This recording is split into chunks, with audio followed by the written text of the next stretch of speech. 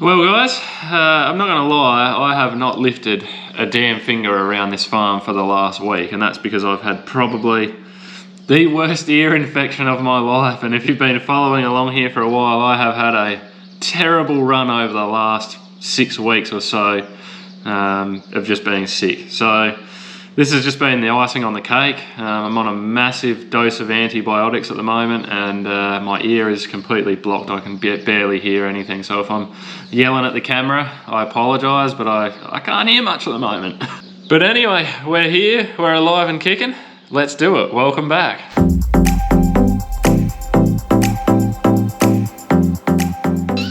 So yeah, I must apologise guys, the videos have been somewhat infrequent lately. It's just been a matter of me doing them whenever I can and getting them out there. There's been no real structure. But anyway, it is the 20th of October today. So if I do well, I'll try and get this video made and released today, because all I wanted to do was a quick update. If you're local, you would know we had quite an extensive rainfall event come through this last week, and I've been getting plenty of questions saying, oh, how much rain have you had? Have you still got crops that are going to be able to put it to use?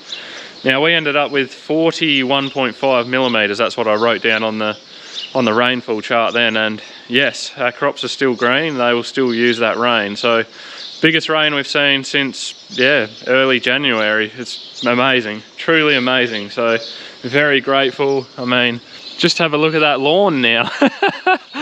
It has just instantly gone green. It looked horrible about a week ago, so it's just so nice to see. But yeah, I'll just show you guys a bit of the best and maybe a little bit of the worst of how, of the crops, and just see how things are looking and what we're expecting. And I just wanted to touch on a couple of other questions I've had about this drought as well, so maybe we'll go over that as well. So just walk down this sprayer track here and have a look at some of the best. And first thing off the bat you can probably see is this crop is green as green still, so it'll definitely put this moisture to use. And look, this here is not a true representation of the whole farm. This is literally the very best patch of wheat we pretty much have on the farm, and boy, I am grateful for it. It's amazing, you know. It's still not a big crop, sort of only knee high, but you know, there's plenty of heads here, and this moisture is going to help these heads fill out nice. It's going to add a bit of weight. I don't think, it's not going to increase the yield massively. Obviously it will a little bit, but we've already got problems like, let me have a look here. See this head here? See how it's all pinched off on the top? You know, it just gave up the ghost when it was trying to get the head out. And this patch here isn't too bad for that. It just really depends on soil type. There's some patches on the farm where all the heads have come out like that, all pinched up and whatever. So you know, it's really gonna help us with our weight and our quality. And yeah, I'm very grateful to have any wheat that looks like this year. It's absolutely amazing. So it has been a funny old year, and because it's been so dry, it has been the 1%ers, 2%ers, just the little things along the way that have been making a massive difference to the crops this year. For instance, this paddock I'm standing in here now is probably the best crop of wheat we've got. The paddock next door, probably, I don't know if I put a figure on it, 30% of that crop already had gone out before this rain. And it's one of those things you think, well, what did we do wrong there? Why is that so bad? And you're thinking back about the things that you've done over the year. And this here, when we had a lot of summer rain last year, 150 mil, something like that, so we had a big burden of summer weeds. This was one of the first paddocks I came out and sprayed nice and early, killed everything, did a good job, didn't have a lot of stuff grow back in it. The paddock next door, I left, had a lot of potato weed in there.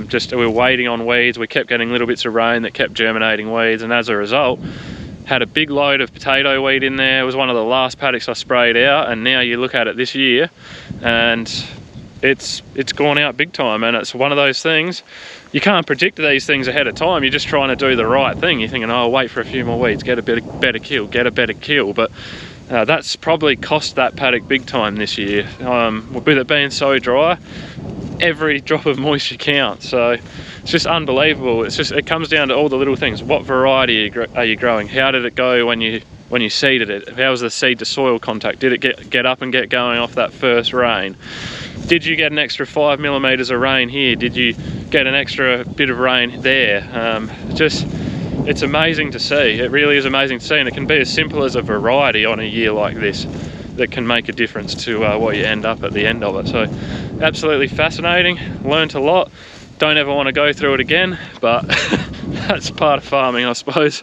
So this is what I mean in the paddock next door with spots that have basically completely gone out. This is just a shocking spot here, heads all pinched off, virtually nothing left.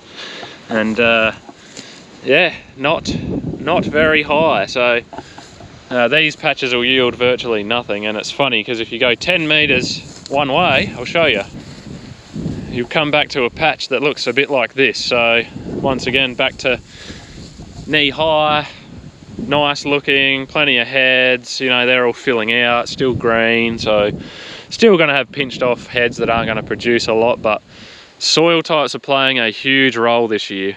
And you'll see, you really get a taste from it when you get above the crop. I might put some drone footage up of the areas of this paddock that are gone out, but typically the most productive soil is up the top end of these paddocks. Very heavy soil, very fertile. Down the bottom it's harder, more acidic soil. It's a sort of red sandy clay in a way. It works up quite nice when you go in dry and stuff like that, but this soil down here lets go of the moisture a lot better. The plants can pick it up, and you can just see it this year. Look at it, just unbelievable that there's this here. You know, they'd had 4.5 inches of rain on them since they went in until this last week. So incredible. Once again, just super happy that we've got something here to harvest. That's how wet it got last week, eh? We got some shrooms growing in the paddock. So what's my thought on yields for the wheat? Well, honestly, when you take the good patches and the bad patches and you put them together, I don't think that it's going to do any more. I'd be surprised if it did a ton to the hectare, put it that way. Like, you can look at those good spots and go, oh, it looks better than that, but there is some nasty spots out there that are just going to produce nothing at all. So here's a head here, and you can see, I think it's going to start going 4 wide now because it's found moisture. So you can see 1, 2, 3, 4 grains in there. We have a look. So it will help out with our yield a bit, and we'll gain a bit of weight hopefully. So you can see that's filling that one out, the 4th one, which is nice to see. So that's the thing about wheat, it can easily, if it's dry, it can just do 2 grains, 1, 2, or even less. You know, if it's decent, it'll get 3. If it's got plenty of moisture like it does now, it's going to put on a 4th grain and fill that one out as well. So you can see that's all heading towards the milky dough stage, and this stuff's just going to fill up now and switch off. Harvest will come around quite quickly if it stays dry and mild.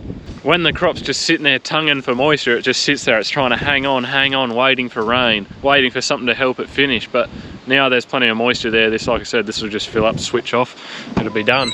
All right, here's some of the worst of the canola. I don't really know what's happened here. It's just bad, I don't know, it might be the soil or whatever, but all in all, the canola is probably one of the crops that's responded the best to the rain. So it's still trying to fill out pods, and it's gonna, yeah, really make the most of that moisture. Hopefully it'll plump these things right up and help us out a little bit with our quality. All right, here's probably the best of the beans on the farm. Still patchy, you can still see areas that have already gone out and they're just not going to produce much at all, but there's areas that kind of look like this here. They're standing up, not too bad really. And there's pods on them, no doubt about that. Plenty of pods there, so you know, this rain will help those fill out and make us some nice plump beans. But you know, it's all the small things. Like I said, this had hay cut off it last year, so you didn't suck the subsoil as dry trying to do grain fill in our dry spring last year, and as a result these beans have just done a lot better. So I need about 20 tonne of beans to put in for next year, so I'm hoping that between everything we've got in, we can at least get that back. But you know, you come to some of the poorer areas and geez, you got to give these little guys credit. He's trying to punch out a few pods, but that is, yeah, merely 2 inches off the ground, so it's going to be very hard to get under these. And worst of the beans, absolutely rooted, not going to go out there and have a look. So this one's gone down as a failed crop. Didn't insure it at all. It's only a very small paddock. There's a little bit of green out there. There'll be a few beans there, but honestly, didn't seem worth it to me. What's the difference, you might ask? Heavily grazed, heavily compacted. It was left too bare over the summer. No coverage over the soil. That's another thing that's made a big difference this year. Stubble cover is king. So the barley, I showed you guys the barley, I don't know, maybe a couple of episodes ago, but yeah, terrible, absolutely terrible. I wouldn't be surprised if a heap of this reshoots from the bottom again, so that's going to make harvest a whole lot of fun. might be trying to push out green heads and the rest of it's right. It'll be very interesting to see what happens. It was an interesting time putting insurance on this crop. Like we've only got 2 paddocks of barley left. The rest of it's gone for feed now, sheep feed. Just failed crops. A fair bit of it was out of Ballali as well, and you know, that was just absolutely no good a month ago or more. So I think I ended up insuring this for like, I don't know, 250 to 300 kilos per hectare, something like that. Basically just seed value, that's all I'm shooting for now. Last thing I need is to have a hail event or a fire come through and burn out whatever we've got here, or knock out whatever we've got here and we've got no seed. Nothing worse than having a drought and being able to get your seed back for next year and then something coming through and taking that away from you. So you just got to put something on them to cover yourself, so you can at least, look, the seed's a big thing. It's a big thing being able to get your seed back. I basically did seed value on a lot of crops and a little bit extra on the wheat on insurance, and it still was over $50,000 worth of crop. So there you go. Yeah, I mean, I guess gone light on insurance because the crops are so bad. You don't want to spend the money, but you've also got to cover your backside. So speaking of insurance, while we're talking about it, I was going to talk about this at the end of the episode, but I've had a few people from North America saying to me, oh, can you guys just collect insurance on those droughted crops there? No, short answer, no. There's no drought insurance here. You can't insure for it. It's hard enough now to even get fire and hail, and they charge you enough for that. So unfortunately, yeah, if it's a drought, you got to wear it. That's just the way it rolls here. It's the way it's always been. Geez, I wish we could get something like they have over in North America and Canada and the US, so we could insure against drought. And it's not that we want to insure, you know, a 3-4 tonne to the hectare crop's value worth. It'd just be nice to be able to get your inputs back when you have a drought year like this. So, you know, how do Australian farmers survive drought? Well, it's really up to you. It's really up to the farmer to be prepared for the bad times. So here we have some better patches of canola up on this hill. Now, it's still wavy. You'll still see it's still kind of wavy. Why is it like that? Head of windrows, basically. Harvesting here, more straws left behind. Very wavy, but yeah, it's not a bad crop of canola for the year, really. Like, there's some nice big pods on there. It's got moisture now. It's going to plump those right up. So what's the difference between this one and the one at home? I mean, have a look at this for a start. We're almost getting up to waist height here. This was seeded after 11 millimeters of rain, and then the following day we seeded it, and that night we got another 3 or 4 millimeters of rain on it. So that was enough to get a lot of this canola going. The paddock back by home went in after both of those rains, and because it was just so dang dry, hardly any of it germinated, even after that bit of rain. So there you go. So you might be asking yourself, well, Henry, how prepared are you for this drought? And I'm going to shamefully say, not at all. Not at all prepared for it. So, look, it's one of those things. I came back to the farm 4 years ago. Nothing, no machinery under my name, no land, nothing like that. You know, I'm very fortunate to have a father who's been very big on helping me get land and machinery and stuff under my name and doing a bit of succession and stuff like that. So we've been working away tirelessly at stuff like that. Now, in 2019, we were still farming in the 90s. We had an old seeding bar which had rolling harrows on the back, didn't have press wheels. That really limits the chemicals that you can use, and we couldn't really dry seed well with it, so we were losing out massively there. When we changed over to that Borgo bar, that changed the game massively for us. Massive increase in the quality of the crops we've been able to grow. We had an old CTS header from 1997, an old truck boom spray if you watched the early days. So man, we've worked really hard. We've had some schemes in place as well in Australia, instant asset write-off and stuff like that. You know, we were able to write off after a good year that whole tractor in 1 year. Was that the right thing to do in hindsight? Well, maybe when you get hit with a year like this, maybe not, but it's been awesome to be able to get machinery into my name, and so we've been transferring land over and things like that, and we bought another block of land, and yeah, we're just trying to take steps in the right direction to make ourselves more efficient, harvest collaboration, stuff like that. So yeah, look, the bad years beat me to it this year, unfortunately. Yeah, shameful to say that it's going to hurt a lot. So yeah, basically what it means is Henry's probably going to be going back to work as a mechanic next year and being a weekend warrior farmer, and that's all right. I can make that work if I'm working 2 weeks on, 2 weeks off, or 1 week on, 1 week off somewhere. It's 1,000 hectares of cropping. I should be able to make it happen. It's one of those things you think looking at it from the outside that it should be a walk in the park, but there's a whole farm attached to it and improvements to be made, and timeliness is everything, as you've just seen in the canola and there. And so when you're not here on all the time, things just aren't going to get done the way you want them. Unfortunately, you're not going to be able to farm to the best of your ability. So anyway, we'll wait and see. I'm not going to go too far into that now. We'll see what happens over the next couple of months. We'll get harvest out the way and all that sort of stuff. But I have had people commenting all the time saying, oh, it's so nice you're able to still put out, you know, good quality videos and seem so positive and all that sort of thing. And you know, how am I feeling about it? Really, that's the main question. I think about it every other minute of every day. It is extremely stressful. So you know, I've got a young family at home. We are a single income household at the moment, so you know, I'm just gonna have to do whatever it takes to make it through the next 12 months. Really, that's what it comes down to. You know, there's a saying that goes, a man will do nothing until he has to, and then he will do anything. So we'll see if that holds true.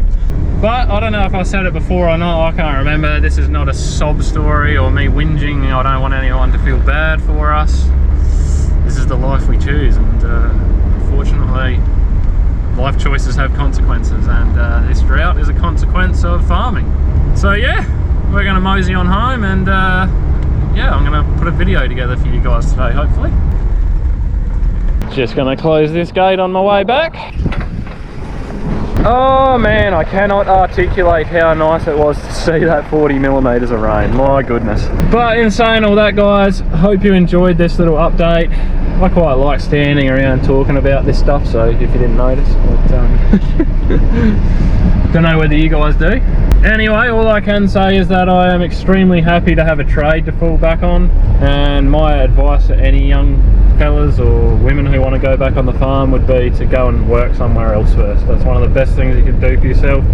Get yourself a trade under your belt, something like that, something you can fall back on, because unfortunately in this industry, Mother Nature is gonna screw you over in one way or another at some stage. So thanks for watching, everyone, really appreciate it. You guys have yourselves a good one. Till next time, see ya.